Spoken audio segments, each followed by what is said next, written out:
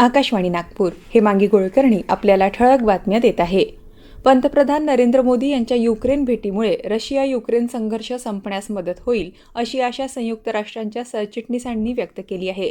त्यांचे प्रवक्ते Stephen Dujarric यांनी म्हटलंय, अनेक देशांच्या प्रमुखांसह भेटींसह सर्वसाधारण सभेचे ठराव, आंतरराष्ट्रीय कायदा आणि प्रादेशिक एकात्मतेसाठीचे प्रयत्न यामुळे हा संघर्ष थांबवण्यासाठी मदत होईल अशी अपेक्षा आहे, असे ते म्हणाले. संरक्षण मंत्री राजनाथ सिंग अमेरिकेच्या 4 दिवसांच्या दौऱ्यावर आहे. संरक्षण मंत्र्यांच्या या भेटीत भारत आणि अमेरिकेत पुरवठा सुरक्षा व्यवस्था करारावर स्वाक्षऱ्या झाल्या. या करारातून परस्परांना संरक्षण सामग्री पुरवठ्यात प्राधान्य देण्याचं मान्य झालंय.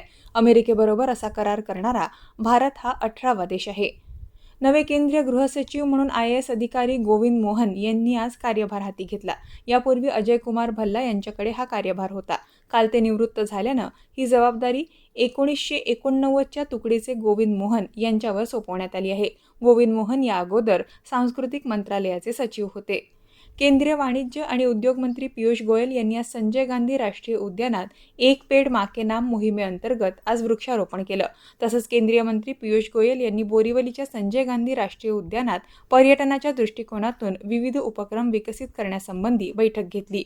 पंतप्रधान नरेंद्र मोदी येत्या रविवारी 25 तारखेला मन की बात या कार्यक्रमातून देशवासियांशी संवाद साधणार आहे. आकाशवाणी आणि दूरदर्शनच्या सर्व वाहिन्यांवरून सकाळी 11 वाजता हा कार्यक्रम प्रसारित केला जाईल. हा कार्यक्रमाचा 113वा भाग असेल. मर्यादित क्षेत्रावर शेती करण्याची स्थिती निर्माण झाली असल्यानं आधुनिक शेतीशिवाय पर्याय नाही, असं ज्येष्ठ नेते शरद पवार यांनी म्हटलंय. ते काल नवी मुंबईत वाशी इथं संभाजी ब्रिगेडच्या 27व्या राज्यस्तरीय अधिवेशनात बोलत होते. शेतजमीन कमी होत असतानाच दुसऱ्या बाजूला शेतीवर बोजा वाढत चाललाय.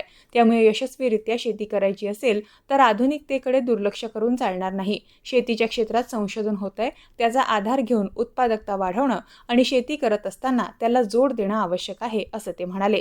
याबरोबरच हे ठळक बातमीपत्र संपलं. नमस्कार.